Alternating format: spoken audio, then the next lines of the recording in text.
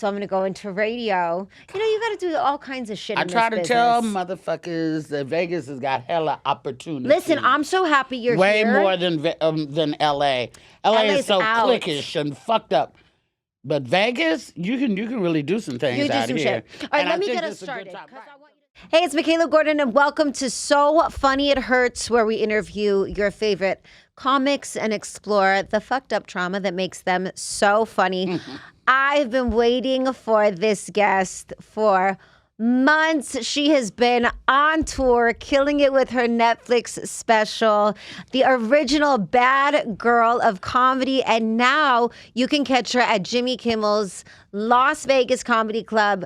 Truly the one and only, the baddest. Luenell, thank you for joining us. Hi, Michaela. Hi, Lunelle. We've already been having fun, people, in case you don't know. The camera doesn't even have to start because it's always the conversations before that are the most fun. Yeah. Because you're a Vegas girl now. Yes, I am.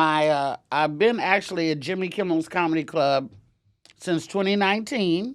Hey. Okay, the day it opened, like I was there, and because I had started at the SLS before it became the Sahara. Oh my God! Wait, I was at the SLS. Okay, it was Eddie Griffin Monday, Tuesday, Wednesday. It was Monique Thursday, Friday, Saturday, and I did Sundays. Yes. Then when that ended, we came over to Kimmel's, and I've been there ever since. Of course, 2021, shut down, but when they opened back up, I came back, and I'm there every Sunday and Monday at 9:30.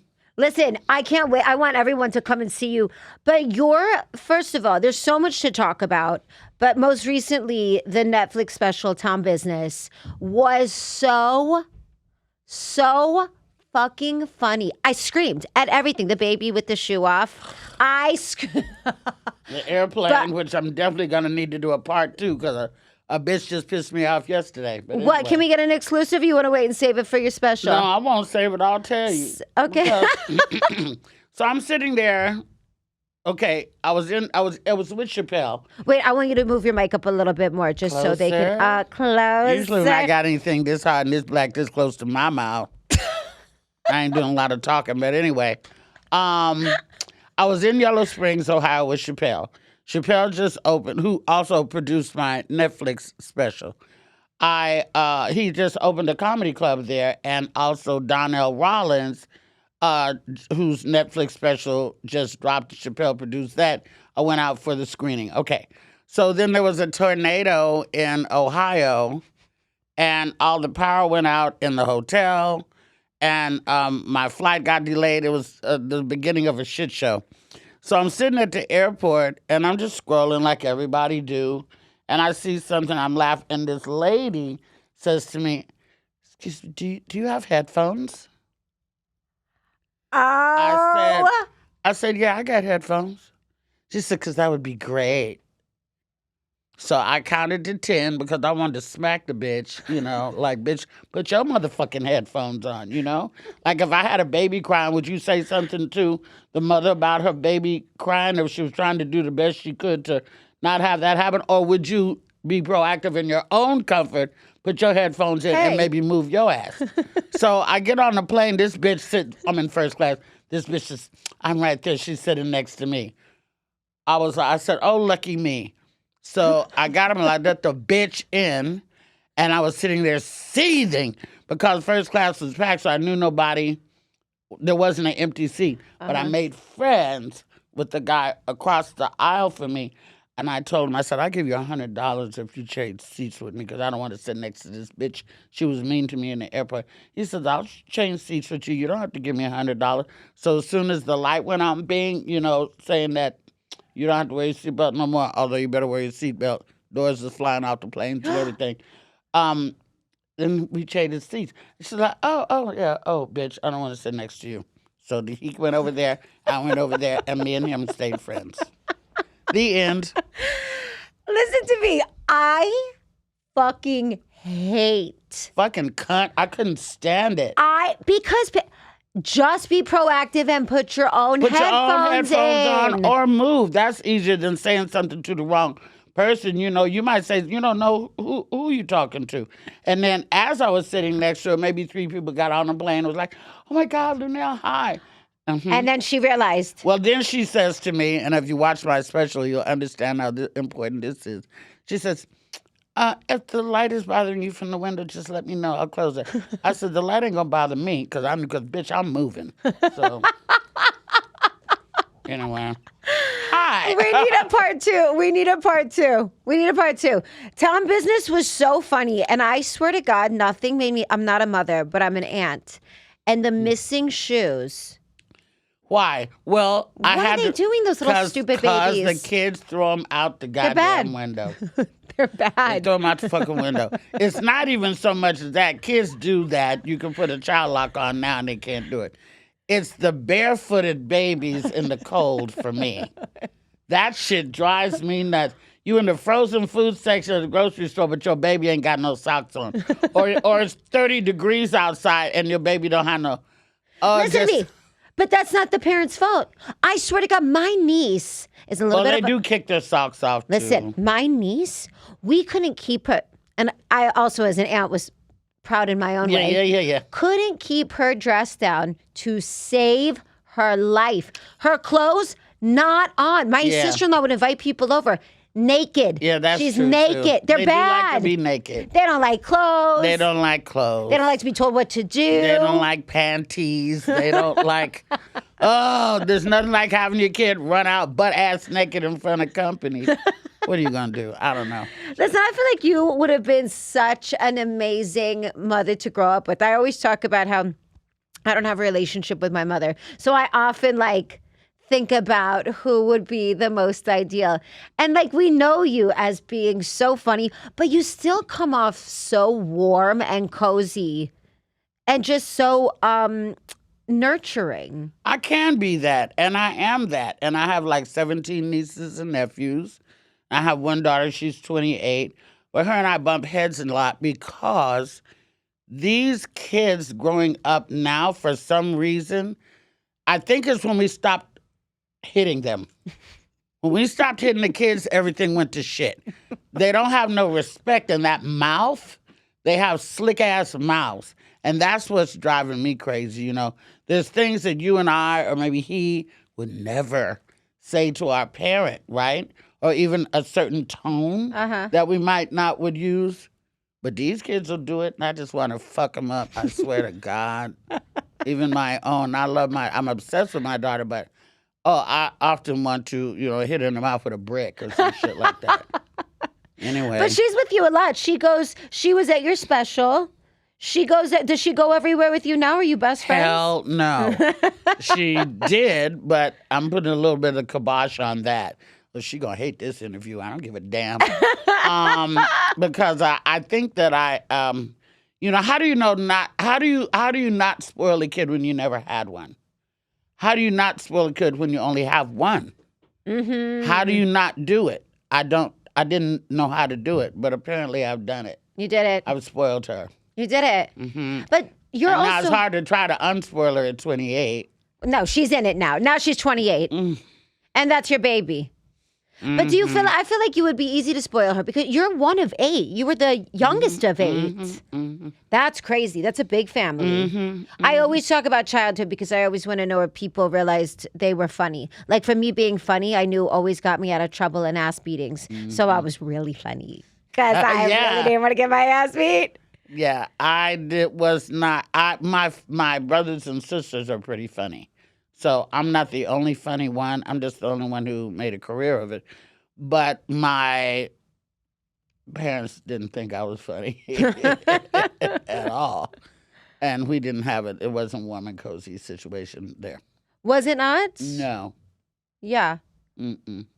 Did you use humor to deflect a lot of situations growing up, or it wasn't even like that? I think maybe at school, because I was educated in all white schools. My parents moved me. The people who raised me moved me from Oakland into Hayward and Castro Valley in the Bay Area, which is more white suburban.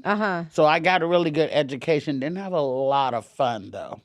Because, there was, at the time when I was there was only 12 black families in the city. Wow. And it was, you know how white folks can be sometimes. Yeah. Especially, 40 years ago. Yeah. So. Yeah, in the suburbs as well. Mm-hmm. That's crazy. I didn't know that.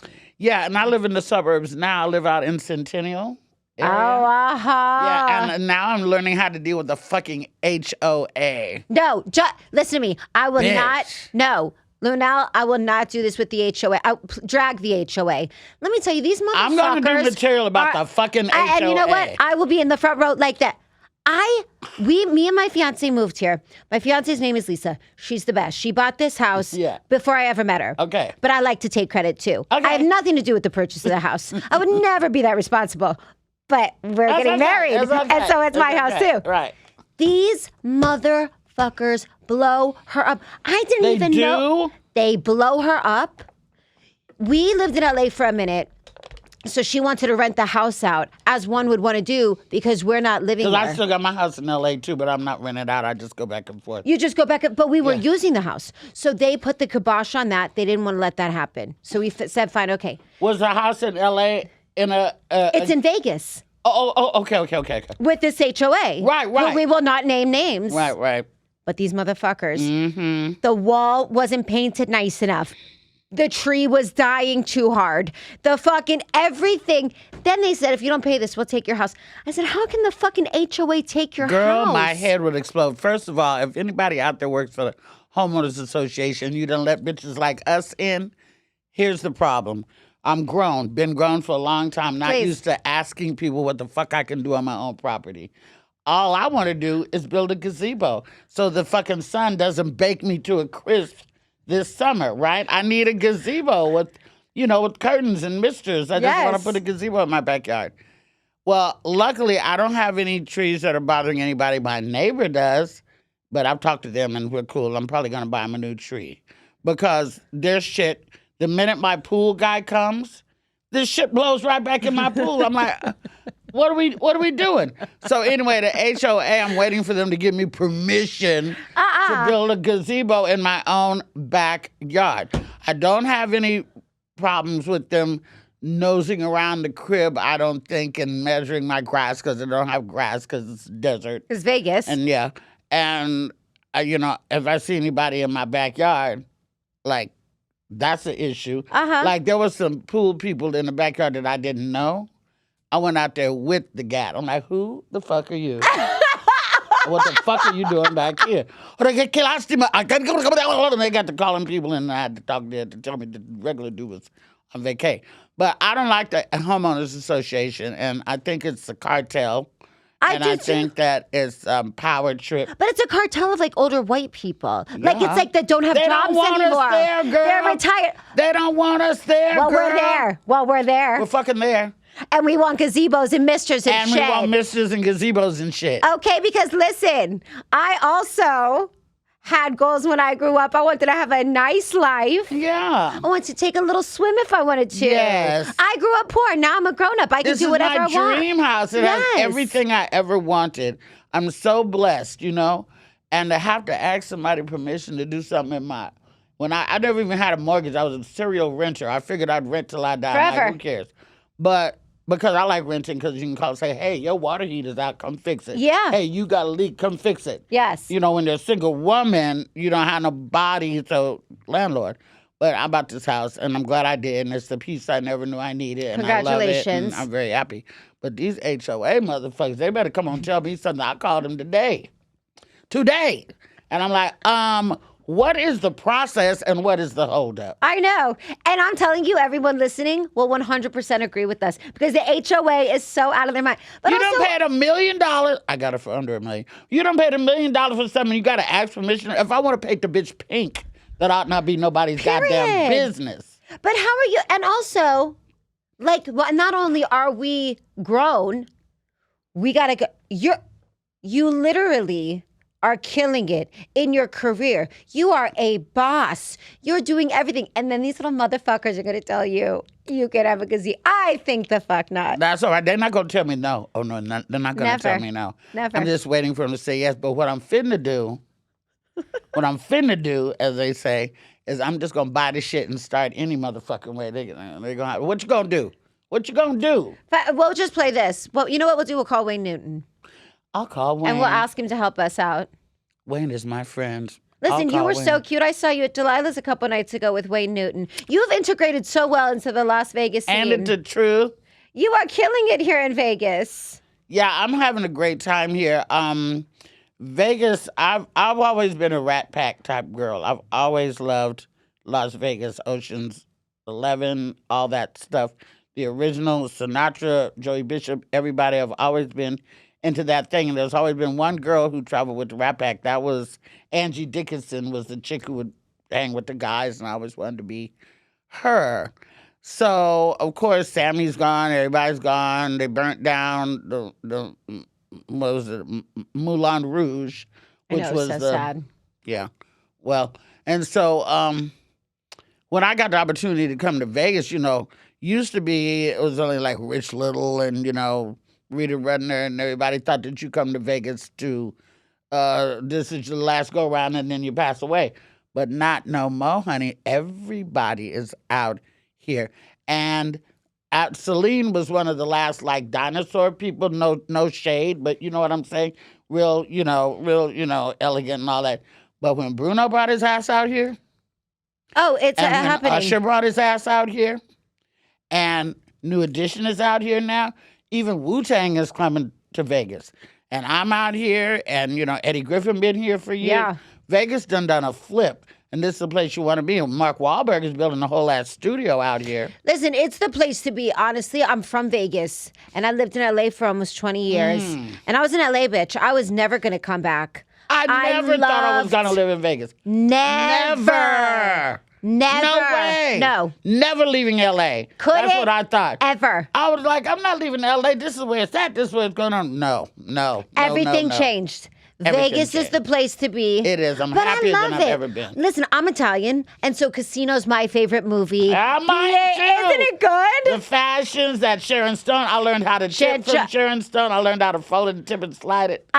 That's where I learned how to tip. I tip I everybody. learned how to tip from Are Sharon you Stone. old school Vegas? Yes. Like, do you still go around and like tip Yeah, I'm and trying do to eat other at the things? Golden Steer, 'cause that's where Sinatra never eating.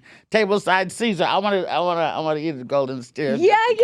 Yeah, all that shit. I know. I love it so much. And you've traveled everywhere. I mean, listen, you opened for Cat Williams, which is so crazy. That's crazy. I've been on to tour with me. him twice.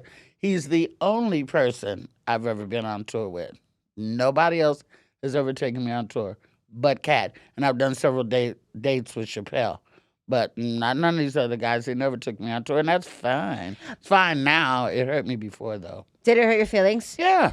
When did you go out? What year were you with Cat Williams? I went out with Cat probably like in 2015. And then I went back out with Cat like 2 years ago. And we remained friends the whole time. And he's my guy, Yeah. But I feel like, and I want to talk, listen, because I very easily get my feelings hurt when I feel like I'm not acknowledged What sign are you? in this scene. I'm a Capricorn, Cap. but my moon and rising is a Scorpio, When's your birthday? January 14th. Oh, my daughter's is the 7th. She's a Is she a Cap? But are you a Pisces? Because your birthday's coming up. Oh, but I love Pisces. You're psychic, too. You're the most psychic in We the whole. are. They don't want to believe us. No, it's true. You are. But I also, you know what it is? I think being an entertainer, and as you'll speak more on this, it's our art. It's everything that we are. Like when I feel any type of rejection doing singing or comedy, that's like a personal rejection. Yeah, and people say, don't take it personal. Bitch, it is personal. What It do is. you mean? It is personal. I take it personal. And what do you mean? If the only people who really, really fool with me, and I mean fool with me like help me get money, help me get attention and work, if the only people in the industry who fool with me the long way is Cat Williams, Dave Chappelle, and Jimmy Kimmel, well, who the fuck else do I really need anyway?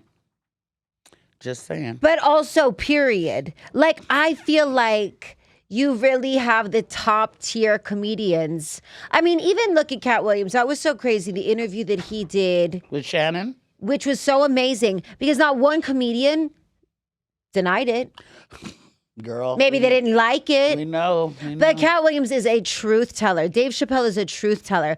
You're a truth teller. And I think I'd rather be ranked up in that that level than with these fucking. I don't want to be associated with hacks. I don't want to be associated with with people who just think they're above anybody. I just like regular people. Let's all keep it a buck and let's all be honest and let's all have fun and love our art and love the audience. I'm not an industry bitch. Like Yeah. I don't I don't really play the industry game real well. I don't because, I work for the people. Even if the industry never let me do another movie, never let me do another TV show, I'm still going to eat because of the people. The people fuck with me. I didn't buy these million followers I got on Instagram. They came on their own just because they like my content and stuff like that. And I have to walk around in the world with people. I don't walk around in the world with the executives.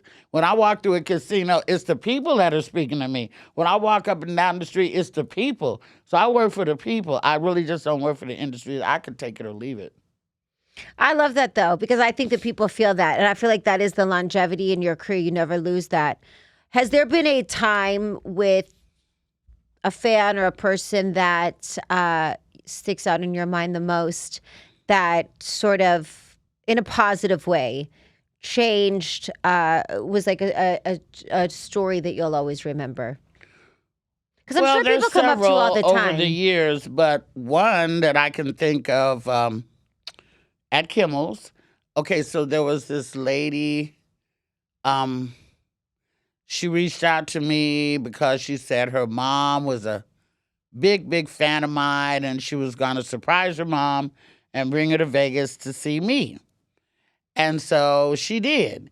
And I let her come back, and we did the meet and greet. And we took pictures and everything. And I also sell these caftans. There's a link on my Instagram at Lunelle, at Luenell. Listen, we'll put that on the interview. At Lunelle, there's a link in my Instagram where you could go and buy these caftans that I make, right? So the girl bought her mom a caftan, and the lady sent me pictures of her modeling the caftan and everything. And then she died. About a month later. And the girl wrote me back and was like, thank you for making my mom's, so happy and dream come true. And she got to meet you. And she had the caftan. Those are like some of the last pictures I was like, oh my God. And then there's also so many people who are sad and depressed, and they come to the show and they say, that I lifted them up. Music do the same thing too. And it's a ministry. Yeah, it is. It's a ministry. Without having to pass the plate, the cost of the ticket, that's your tithes. And I feel great about that because we like to make other people feel good. Yeah. Even when we don't. You know what's so crazy? And I'm sorry about that woman's mother, because that's so sad, and it's so... It was sad, but it was great for me because at least she, like, for me to be a thing that she wanted to be fulfilled, to see me, and she got to come to Vegas. She got to do it, and we got the pictures, and she got the captain and everything. I was like, oh, my God, but... life. I was telling you before this podcast, when I created this podcast because I remembered a solid moment in my life where I was on stage, I was performing, and someone said, oh my God, you're so happy, and you make us happy. I'm so happy. And I was dying inside. I think I was very much an alcoholic. I was really just struggling with a lot of different things. And I remember driving home, and I was like, I'm so fucking sad. And like, you don't always get asked if you're okay because you're the performer. You're the clown. Nobody asks you are you okay. And the thing about it is like, I'll be around a whole lot of people and then I'll be around nobody. Like I live alone. My daughter lives back in LA and she come out and visit, but I'm like, if I fall down these steps, I'm going to lay here and bleed out and nobody's going to know for like days. The HOA will come find you. Don't worry. They'll be at your door. Fucking HOA will be like, it stinks. What the fuck's going on We heard a thump. Are you doing construction in here? What are you doing in there? They'll come get you. Don't worry.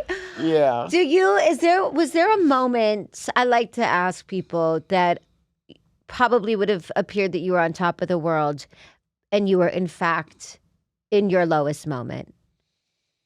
Because I feel like those stories sort of also humanize entertainers as well. Well, there's a lot of those, I think. Yeah. You know, like I was on stage when my mother passed away. I came home and found out. I had a baby. Everybody thought it was great, and it was great. But me and her dad were never like together. We just fucked and made a baby. We still friends now, which is probably why we are still friends now. Because we never was, in a relationship. And there was a lot of little family stuff. My brothers and sisters did not support me at first. They're like, oh, yeah, you want to be on TV. You want to be a movie star. Yeah, get a job. Quit fooling yourself. And I had robbed a bank. I had went to jail. I had done all this shit. Did you? Yes, girl. Yes. I didn't know that. What, years ago? Years ago, Younger? like 28 years ago when my daughter was not, she wasn't even one yet. One? No, I robbed a bank before I got pregnant ever, like 10 years before. But I got busted for it after I had the kid years later. Had it been a lesser amount of money, and I've told this story a million times, like your fans are not going to know. Had it been a lesser amount of money, I would have got away with it because of statute of limitations. But I took so much bread that it was a felony. Felonies never go away. You can get busted for a felony at 75 years old that you did when you're 22, if it's a felony. Wow. So I did, and then I went to jail. But they probably loved you in jail. Mm, They probably loved you, There was not Luna. no You're so motherfucking damn picnic. cute, It's and you're jail. so funny. I know. And not to well, I make a didn't light talk for 2 situation. months. I didn't talk to nobody. You didn't talk for 2 months? Mm-mm. I only talked to the COs. That's it. Why? You didn't want to make any you don't want to talk to No. anybody? No. I don't want to make friends with you bitches. I want to get the fuck out of here. Fuck the fuck is you talking about? Friend, bitch, leave me the fuck alone. How do I get some commissary? That's what I'm... I didn't know what to do. Okay, wait. What was on But your I did end up commissary making list? friends. Oh, okay. On my commissary list was Snickers, Mm-hmm. chicharrones, because you don't get any salt and pepper in jail. But if you buy chicharrones and you crush it up, it makes like seasoning salt, and you can season your food. So smart. And then M&Ms, because you can sell them, because if there's a mother in there and she makes a card for her kid, if you take an M&M and you put it in a little cup with a little bit of water, the color comes off the M&M, and you can use that to paint your cards. Oh, bitch, I know all the jail tricks. And Top Ramens, that's always a big seller, cup of noodles, I mean. And, paper to write with, envelopes. You got to buy that on commissary. Listen, I had this neighbor. She was one of my best friends growing up, and I went over to her house one day, and her mother she put dry top ramen in a bag with chickpeas and some flavoring, and she smashed it up, and she gave it to me to eat. And I was like, this is delicious. Like 7. I was Sounds like yum. bird food. First of all, I was into it. I went just home. dry? It was wonderful. It was a beautiful meal. I still remember it. And I went home to tell Mom, I said, Mom, I want you to make this. And she said, where'd she learn how to make that? And I said, she said jail. Yeah, that's a jail meal. That's totally some jail listen, shit. that was some of I the didn't have no finest- chickpeas where the fuck I was, though. Well, listen, it was gourmet for me. 7. I was like, this is delicious. Oh, she got away with giving you that no water? Wow. That's crazy. Listen, that's Shit happens, crazy. though. Yeah, it does. But I feel like, those are the moments, too, that make you so adaptable. Like, you can make anything what's work. really fucked up, and this is for any mate of any entertainer, if you pick a fight with your fucking mate and you know they got to go do a show, you're an abusive, manipulative psychopath. You know what I mean? Because you know you got to go sing. You know I got to go do comedy. Like, I don't have that. I think I've had it, but it's been a long, long time. I don't deal with shit. But somebody who pick a fight with you, somebody who will fight with you, and you know you got to go to work. This goes for women too. Women who fuck with men who got to go perform. Yeah. That's not the time to do it. Like, don't do that. Listen, that's the best advice. I can't do it. If I have a good partner, thank God. But I have been in relationships where they tried to fuck me up before I went on stage. They're jealous of your success. They're subliminally, trying to passive aggressive fuck with you. Like, we have all day to argue. Yeah. But you want to argue now? Right now. Oh my God. The people I would love to stab, really. Have you been, were those relationships that you were in? Did you have relationships that weren't very supportive or were jealous of you? Not a lot. I haven't had that a lot. Yeah, because I feel like you don't take a lot of shit. No, I don't. But, when you're in a relationship, you try to take some, Mm-hmm. You try to take some shit. Yeah. Because you give it, you take it. You want to compromise. Whatever like that. But, like, I probably will be alone for the rest of my life now because I'm not taking any shit. None. If we can't have fun and it be easy peasy, like I might, I get nitpicky, like if I don't watch the shit over here, whatever like that. But as far as arguing and stuff like that, I don't want no more of that. I don't want none of that. None of it. I want to have nice, fun, relaxing relationship. Somebody who respects your grind. You want somebody who cares whether your plane landed or not, or, just flew from fucking Dubai, motherfucker. Like, hello, what?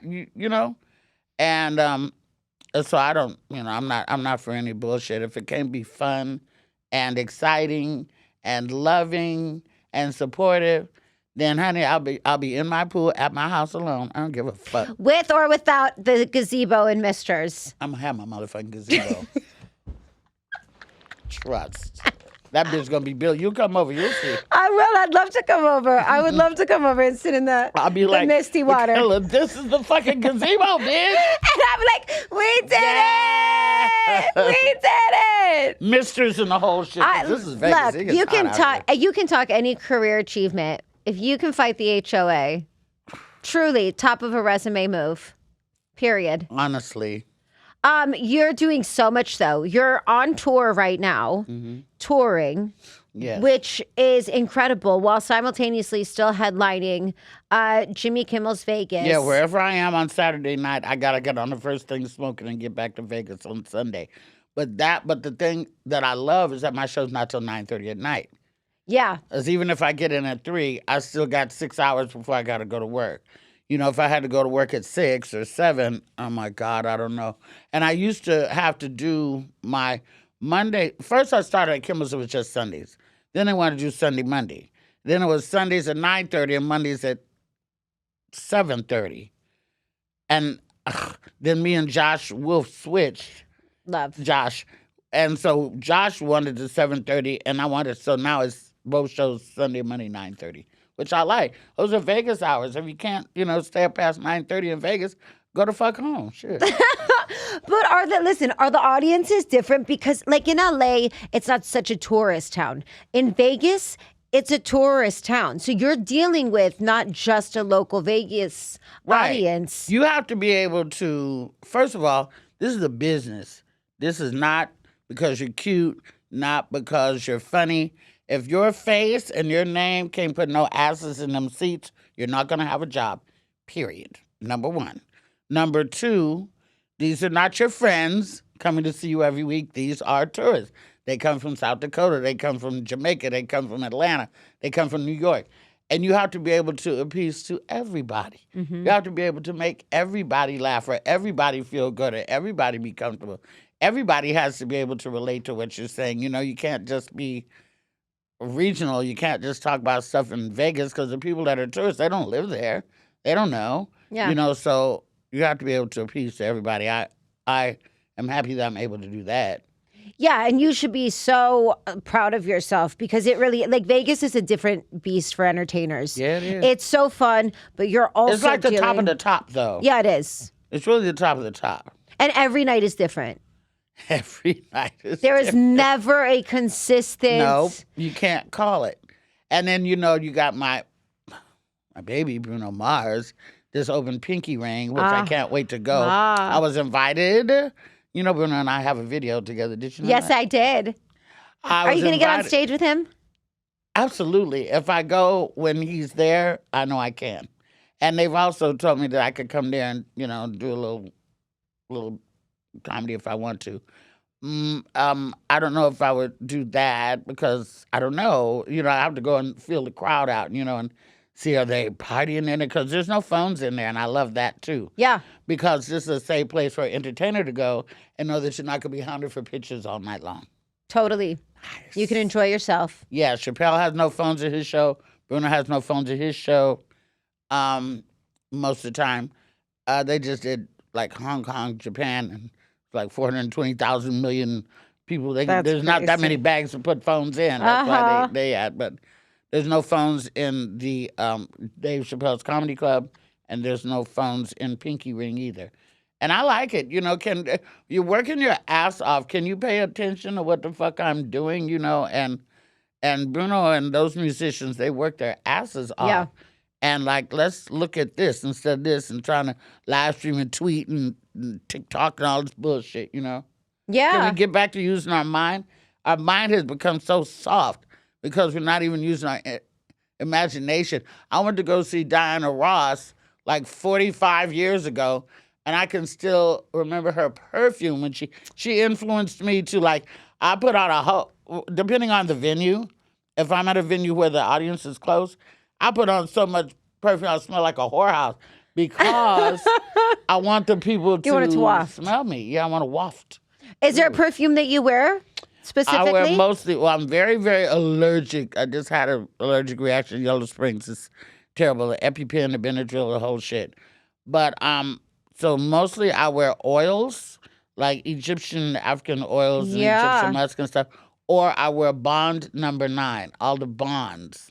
And then I mix like that. I love it. But I can't wear Chloe from Walgreens no more and shit like that. I mean, it's Wait, is this a new thing? You just break out? No, it's not new. It's been hasn't been all my life, but I don't know when it started. Maybe about 15 years ago. I just started. When people hug me, if they wear something that I'm allergic to, I don't know it until 20 minutes later. They're gone, and I'm. And then I start itching, and my eyes swell up, and my throat swells up, and my lung. I start to get like this, and I have to do an EpiPen in my leg. I had to go to an allergy specialist to find out what I was allergic to. So I'm allergic to certain perfumes.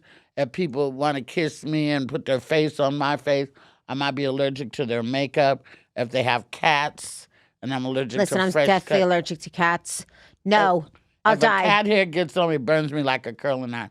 Dogs It's making all day, me itch. but not cats. Thinking about. Listen, I had to do a gig Look, one time. I started going. I swear, I know, and I'm not like a cat hater. Like I'm a dog girl. I would like cats if I wasn't allergic I to would them. love I wouldn't it. love them because I like dogs better. But and fresh cut grass. I have to, you know, the picnic. Well, you I moved gotta to be on a Vegas. You're in the blanket. desert now. Ha! And it's been fine. Yeah, our allergies are fine. Right, fine. It's great. I love that you talk about the no phones because I think, you know, I went to this comedy show and there was a comedian doing a set and this girl pulled out her phone and he very respectfully was like, listen, I'm going to use some of this material for a special at some point. I don't want it leaked out. Can you put, And she kind of gave him a hard time and he was like, listen, I'm not going to be aggressive, but I need you to delete it off your phone. And she was upset about it. But First of all, you got to delete it. And then if you got an iPhone, you got to delete it out of the deleted too. You know what I'm saying? do you make people do that? I have security, especially at Kimmel's. And I'll say, like that. And they'll go over and they'll make them delete it. And then you have to delete it out of the deleted. Or you can leave. Yeah. And Good. keep the video. Go ahead. But you're going to have to get the fuck out of here. It's true, though. I mean, artists work so hard, and then you have it on a cheap iPhone to post for 3 followers. Now, I don't, yeah, them people. I don't really, I get it, but I'm like, you're so worried about showing people who did, you're the one who paid, drove, and stood in line. And you want to share that material with people who didn't pay, who didn't drive there, and who didn't stand in line. Like, fuck them. Enjoy the show yourself, Be like, you should have been there, Yeah. But I get it. I get it. I get it. But you're right. All right, so there's so much going on with you. What's the ultimate? Like, because you're going to do all of it. Apollo's coming up. That's so exciting. Yeah, the Apollo Theater in Harlem. I get to headline that on Friday, April 26th. That's beyond a dream come true. My boy Bruno played the Apollo as well. I never would have ever thought that. I mean, I've been to the Apollo, and I've been on tours of the Apollo. I've been up in the dress rooms. I've been backstage. I've rubbed the log. My name is on the wall, all that. But I never thought that I was going to perform there. Aretha, Gladys Knight, The Temptations, The Supreme, James Brown laid in state there. I mean, it's iconic.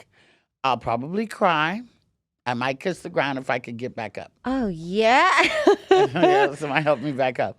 But yeah, it's going to be great. I just got the opportunity as well to perform in the musical Chicago on Broadway. It's so exciting. Yeah, and I came from theater. I used to do theater back in the day. And so that was really, really exciting. My family flew out to New York and all that stuff, and that was fun. But my ultimate is I want to be the next black female in late night television. I want to do this, late night. Because late night TV is none of the white man after white man after white man after white man after white man after white man after white man after white man. We got 2 named Jimmy. I love them both. But I'm just saying diversity, hello. Yeah. Can we get a female? Can we get me? Because I'm a late night chick. I don't want to be on in the day. We got Sherry for that. We had Wendy for that. I don't want to do daytime. I don't want to sell soap. I don't want to, play games and shit. I want to do like there used to be this show called Playboy After Dark that Hugh Hefner did way back in the day. Real boozy, real jazzy, real laid back and stuff like that. And I want to sort of have a show like that. And that's my goal because I've been on the road almost all of my daughter's life. I don't want to be on the road when I have grandchildren. I want to be stable. I don't want to do that. And my daughter's going to need help. I want to be the grandma to be there to help her. I want to be able to bring my grandkids to the studio and stuff like that. So I want to be stable. I'll go out and do comedy maybe twice a month if I want to. But I feel like you're on the setup, especially being in Vegas. Yeah. Because you could even do a late night show in a showroom that doesn't even necessarily need to be televised. You just have your own audience come in and interview guests there. Yeah, we're working on towards all that. I feel like that's such a brilliant idea. Oh, can I ask you, so I know in 2006 you were the prostitute with the heart of gold. In Borat. And listen, I'm a Vegas girl through and through. I've had some of the best interactions with prostitutes here in Vegas. Did you see Borat, though? Yes, I did. I went back to try to watch it about 3 months ago. I got 10 minutes in. I was like, I can't. Stop. Why? I can't. Because it's so uncomfortable. Wait, shit. Do you get uncomfortable watching yourself? Sometimes. Not all the time. Like I did those 2 Eddie Murphy movies. I did Dolomite Is My Name and I did Coming to America. I'm not uncomfortable watching those. Right. And I'm on the show Hacks on HBO Max with Gene Smart. I'm not uncomfortable watching that. Right. But Borat is not me. The movie is uncomfortable. Did you see Borat, bro? See. A little uncomfortable, right? But it's uncomfortable, but it's brilliant. Because and you were brilliant. I didn't even know what I was doing. I didn't even know where we were going. Listen, I bring that up because I feel like, and especially the kind of like with the edginess that there is, you said like, I don't want to do games and shit on daytime television. And I love that because I think it's so fucking corny. It just really, really is. I think we have, I mean the there's game people shows for are the it. game shows, but shit that, a lot of this stuff you got to do on daytime TV. And we're going to cook and we're going to make something. No, we're not. Like, no, we're not. And then, and sell this ivory soap and blah, blah, blah. And the sponsors and all this shit. I don't want it. No, but I feel like the characters that you've played and the kind of comedy that you do really does break stereotypes. And you do bring so much heart and love that you make things that maybe aren't digestible or likable so digestible and likable. Even the way that you talk about sex and your freedom around it. I mean, I think that like you take so many taboo situations and just with the personality that you have, you make them comfortable. You make them funny. You make them things that it's such a gift. I feel a lot of people can't do that. It's really wild because, I talk a lot about sex because sex needs to be talked the fuck about. There's a lot of things that I feel if you come to my show, if you're a man, you can bring your woman to my show, she's going to learn something. If you're a woman, you can bring your man to my show and he going to learn something. If you're gay, you can bring your partner to my show and y'all both is going to learn something. You're going to learn something. But nobody ever says, why do you talk about sex so much? Because I've had so much of it, Not all good, I mean, there's, some little rape situations, molestation situations and stuff like that. And you just learn things. When you get violated, you think that's what love is, sex. That must be what love is. You don't really know what love is for a long, long time till somebody changes that for you. I love that you said that and then you took it there because I've been very open about being sexually abused. And I feel like oftentimes, even for me, like I had severe intimacy issues and I really wanted to talk about sex and I wanted to explore my sexual freedom. I also grew up very Catholic, very like, there was so many. Anal and all, So much. I wish more anal. We had no conversations. We had nothing. And so now look at all the Catholic priests that were finding out was fuck. All of it. But I feel like the way that you say it and the way you talk about, like, people do need to talk about sex and they need to know the difference between being violated and real love and intimacy issues and how to please your partner and having those conversations. I mean, I've been in therapy for a year now and I only am now scratching the surface of how to even communicate. Because my issue is... it irritates me. It's easier for me. Okay, even if we're not talking about sex, if I say, honey, I would really like it if when the garbage gets full, that you would just go ahead and take it out without me having to say it because it makes me feel some type of way. That's what therapy would make you say. Right. I say, look, you stupid motherfucker, the garbage is full. What you wanted to spill out on the fucking floor, what the fuck is wrong with you? That's easier for me to say. I love talking But then like everybody is all, they get all in their feelings. But I'm like, it's just like I was saying in my act, I said, I like men. I like grown men. I like a man that'll change the light bulb because it's out. Not because your bitch told you to change the light bulb. Motherfucker, do you live here? Like, what the fuck? I'm just saying I don't have a soft... I have to work on a softer, gentler approach, but it makes me upset because saying all that... And it'd take me 10 minutes to say what I could just say in 10 seconds. No, you don't understand. I literally have this issue now. I like to just say exactly what I need, but I'm too aggressive, and it's my tone. But what is too aggressive? Like, by the time I have to say it, I'm already fucking irritated. God damn it, I hate that shit. The fuck? What are we doing? Okay. So if you have a need that you want to be met, how would you tell your partner... like if somebody's eating my pussy and they're not doing it right. Right? Okay. Then what do I do? What do you do? I just, oh God, oh my God. No, listen, the people need this. So you don't have to be uncomfortable. And I won't even air it if you don't want me to. No. But I think this is helpful information. It depends on who it is. I'll say that. If it's, because usually I'm with younger guys because older guys want younger girls. And my daughter's like, Mom, you should date somebody age appropriate. I'm like, what the fuck do I need somebody age appropriate? I fuck with who fucks with me, first of all. And I need somebody who can run up these motherfucking steps. Can you go upstairs and get me the, can you run out to the garage and go get me the, go fetch, motherfucker. I don't need no old age woman. But anyway, I think it depends on who it is that I'm with.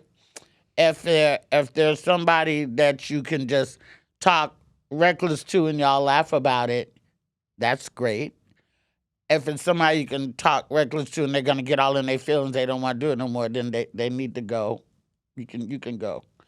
If it's somebody that treats you gently and softly, then you can have a gentle and soft approach with them. You know what I'm saying? I think it would depend on who it was, the way that I said it. Okay, that's fair because I feel like it's very frustrating and annoying that you would easily want to get annoyed. But I appreciate that it depends on how they're coming at you first. It depends on who it is and how they're coming at me. Yeah, if they're a nice, gentle person and they're trying, you can say, well, babe, why don't you like that? Or you can be like, no, motherfucker, no, stop.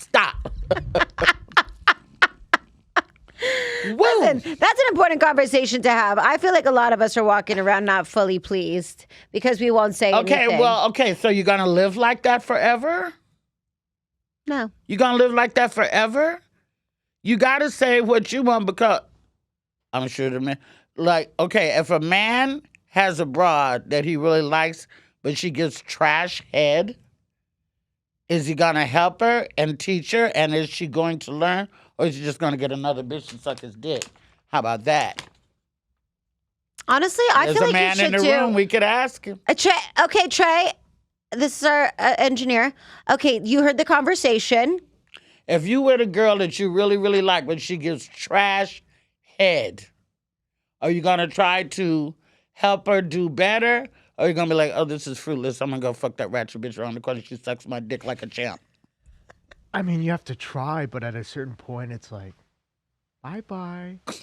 Would you feel uncomfortable just teaching her how to do it right? But what if she didn't get it? What if she had no gag reflex? And every time you wanted her to deep... That's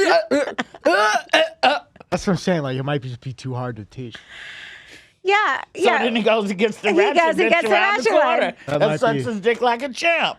No, why aren't you making a sex tips coffee book? I need to. That's what you need to be doing. This is good conversation. I'm saying it needs to happen. There are couples who love each other dearly, who do not enjoy fucking each other. Yeah.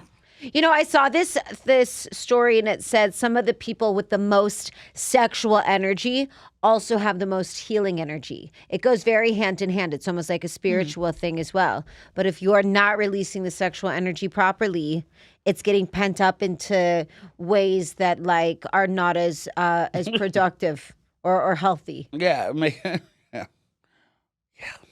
And then they go find ratchet bitches. And they're there. And they're there waiting They're waiting. I was laughing about Super Bowl because I said I was in the airport before, the week before Super Bowl, and on Super Bowl Sunday, I was flying back in from somewhere.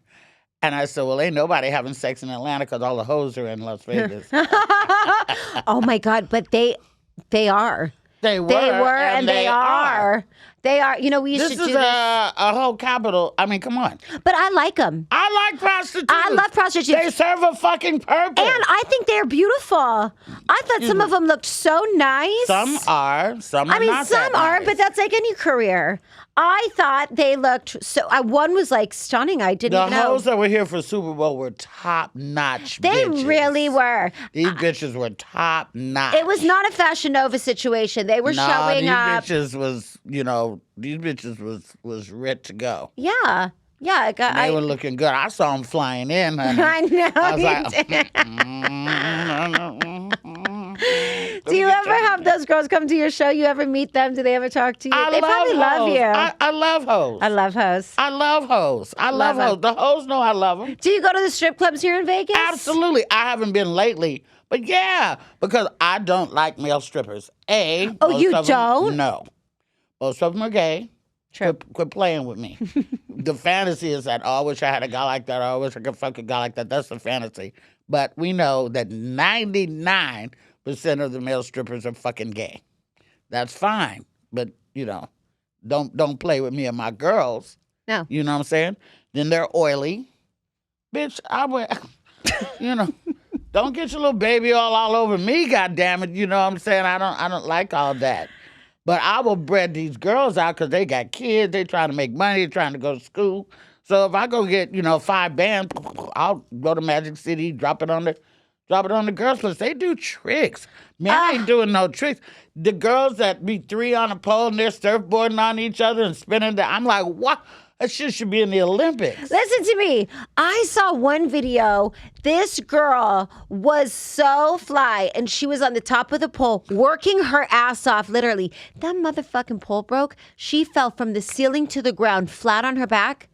She didn't miss a fucking The pole beat. broke? The bar broke, and she flew off onto her back. I saw a thing on Instagram where a girl did that, but she broke her fucking... She got fucked up. She was fucked up. She went splat.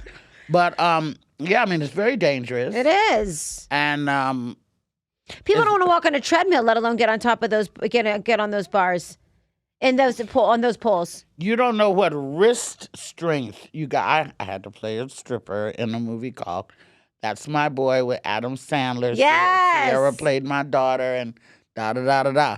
And I had to take these stripper pole classes, child, with my big ass. And I thought I had broke my fucking wrist. The way that you got the spinning around and shit, they don't get it. And then they don't know that a lot of the spinning is it's not the girl, it's the pole. The pole spins. Uh-huh. People don't know that. I didn't know that. Yeah, sometimes the Wait, pole the pole spins. spins? Yeah. Yes. Okay. Like a lot of times you'll see the girls going around the pole. Yes. They do that, but the pole can spin too. Okay, well, they deserve a little help. Listen, them bitches, that shit is Olympic shit. Yes, it is. And the boys ain't doing nothing but slap, slap, slap, slap, slap their dick in your face. Over it. What else you got, But the girls are very entertaining. And I don't mind, shit. I don't mind at all. And, I get a lap dance at 7. One time, me and my man, I was going to say me and somebody I know who works with me. We went to strip club. Oh, this is before they got married, so okay. And we went in there, and we were in there. Wait, can you say now who it is or no? Because they're married. No, it's my I don't want to say. Okay. But it was somebody who works with me. But they're married now, but they weren't married then. And we went to the strip club out here. And, it was like fucking daylight when we came out that motherfucker, $900 later and shit. And we were looking like we'd been drug across a football field. We was like that, but we had so much fun, though. Because there's no clocks in there, and it's dark in there, and you don't know whether it's daytime or nighttime. Yes. And the food is good. Don't, because if you were like, what is your last meal?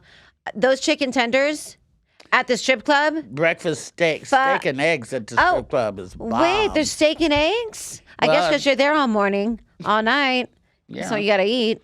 Gotta eat. There's a club here in Vegas where they've got a restaurant attached. So you can order the food at the restaurant. They bring it over. They bring it in. And it's organic. What? Uh-huh. It's good. Organic? Yes. Nah, I ain't never seen that before. I'll take you. The girls are organic. The food's organic. It's delicious. Yeah, well, I just don't go for the guy strippers no more. I went to go see. See, I can't be trashing any. I know. of the Don't say the name. You're a celebrity. I won't trash any of the residents here. I went to go see one male strip show, and it was like watching RuPaul's Drag Race. I'm like, girl, honey. So, but I'm gonna go see the Thunder from Down Under. I think those guys might be nice. Yeah, they'll be nice. Maybe. And if they're not, you'll just go to Sapphire after. Call it a day. Fuck it. Listen, you've been doing so much in Vegas. I forget all of the celebrities that you've worked with as well. I mean, you are with Adam Sandler, with all of them. It's incredible.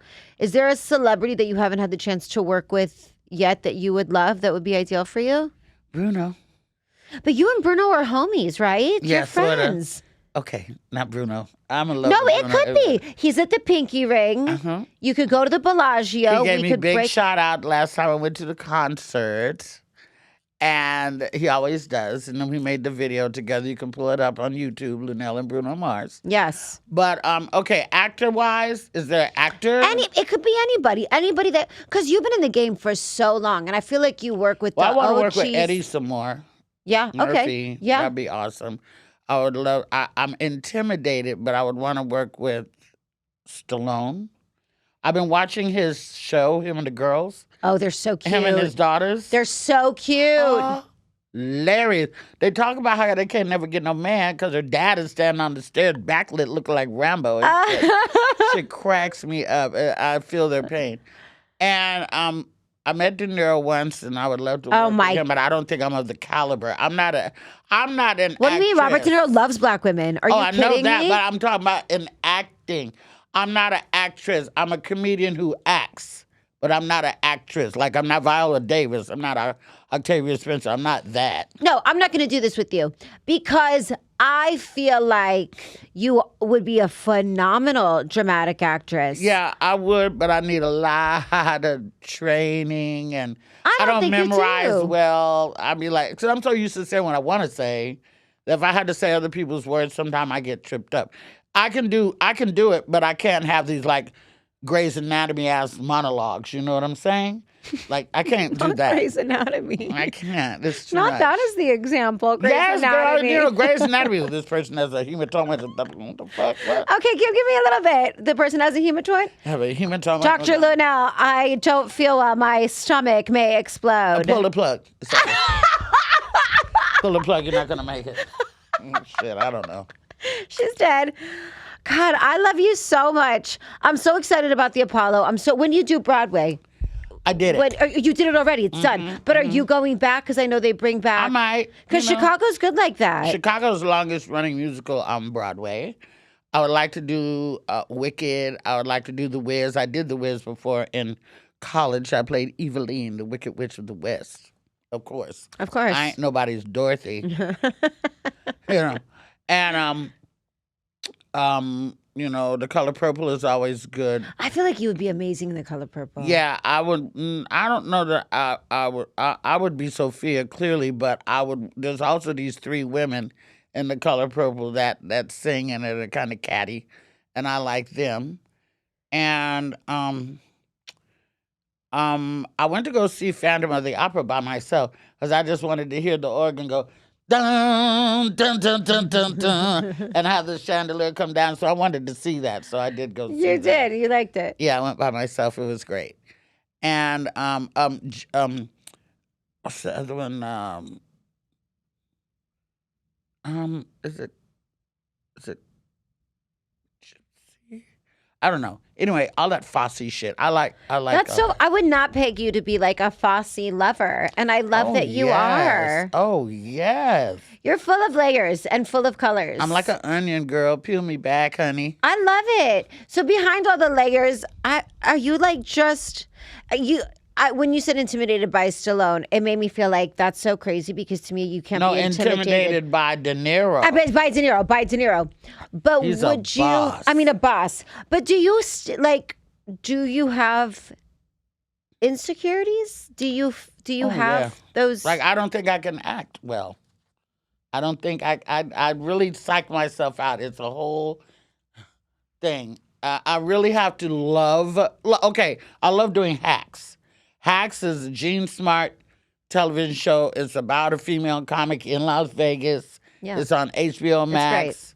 I work with my girlfriend Angela Gibbs, who is Marley Gibbs' daughter. Marley Gibbs in 227. I love Hacks. Love Hacks. I love doing that show. That show's fun. That show's cool. I love doing voiceover for animation. I just did something, but they haven't released the cast list yet, so I can't. Oh, that would be great. And I did Hotel Transylvania. That's another Adam Sandler movie, and I played the voice of the shrunken head that hangs on Mavis's door and all this stuff. And I like doing little simple shit.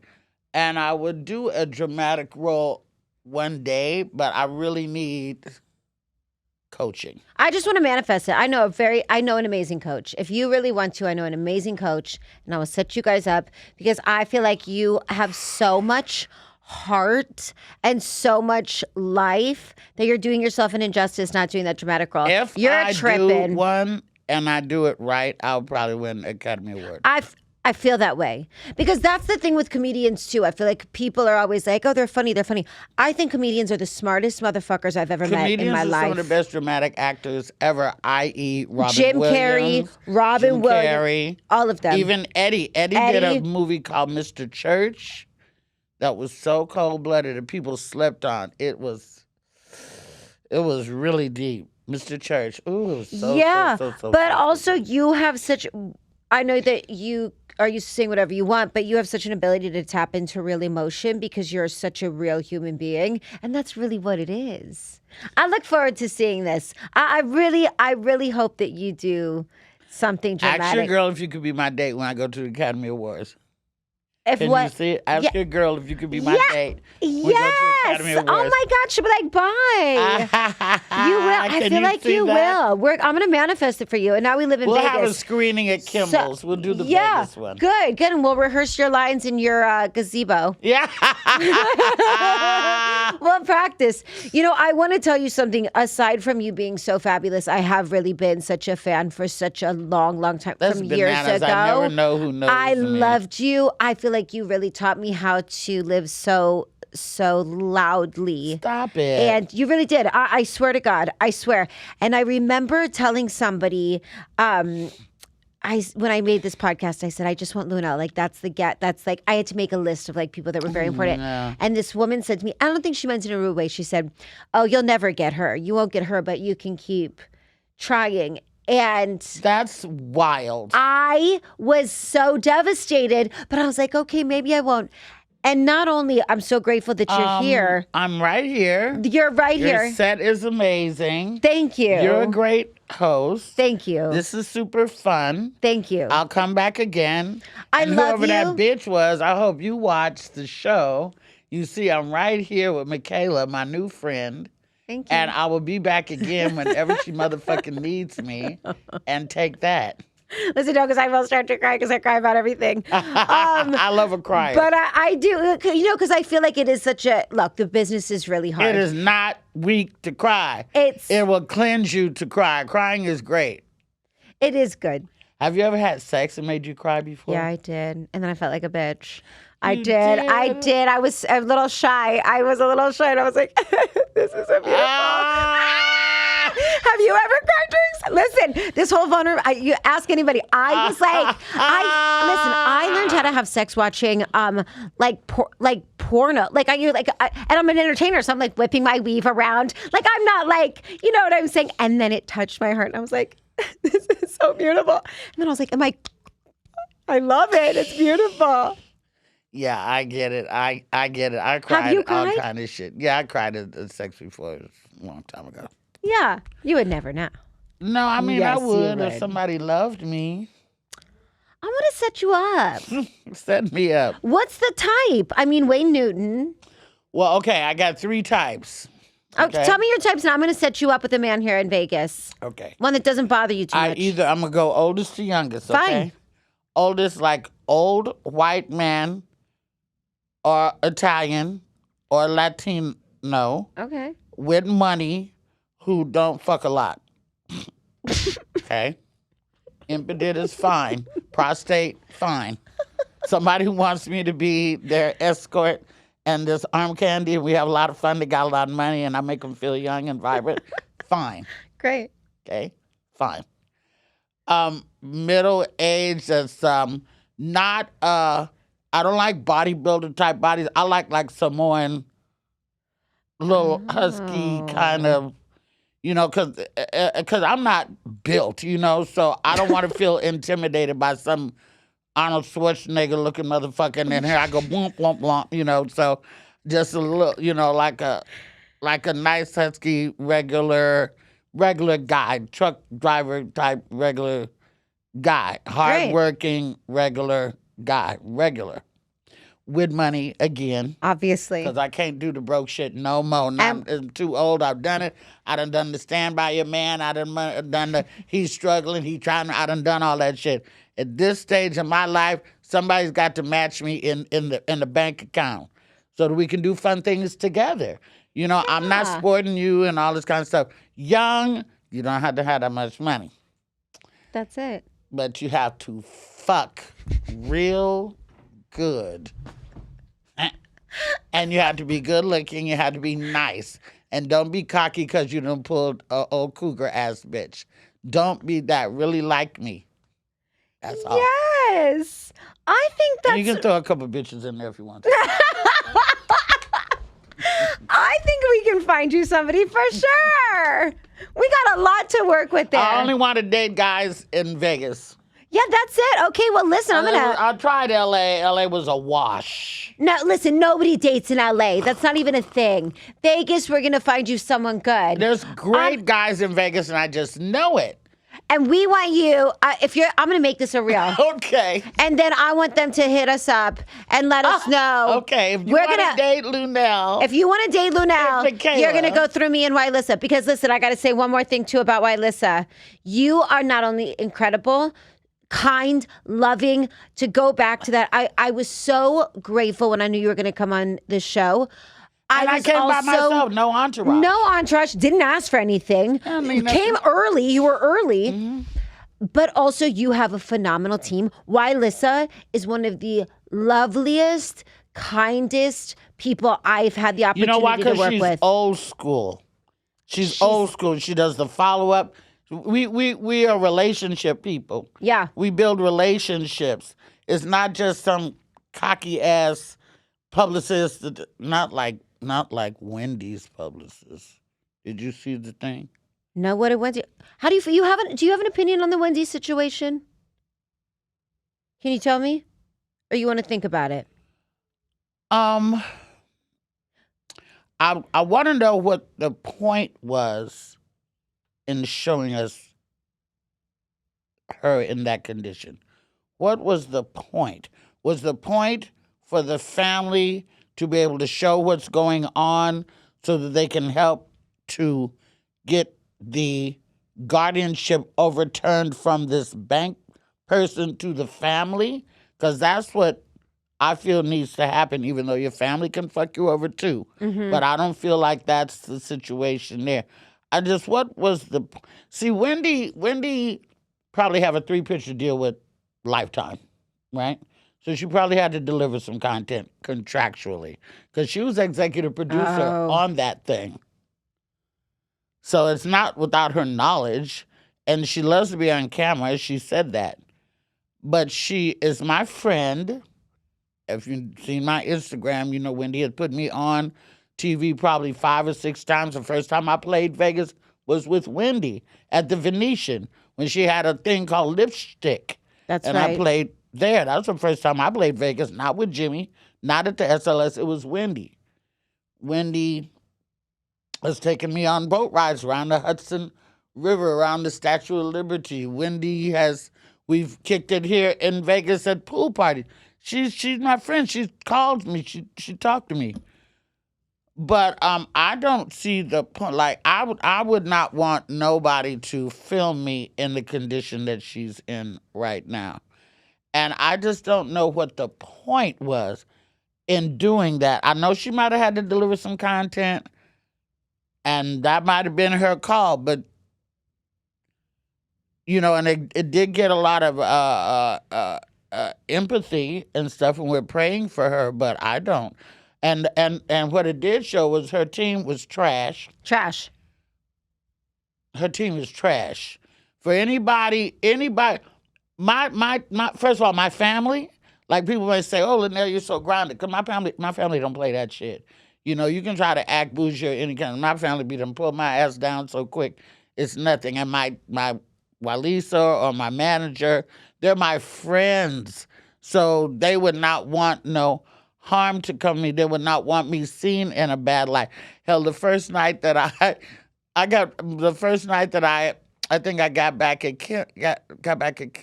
was it the first night I did Kimmel's or the first night I got back at Kimmel's after the Rona? I got so fucking drunk I threw up in the lobby of some fucking hotel, but my girlfriends covered me so nobody would take no pictures or nothing like that. They protected me. Yeah.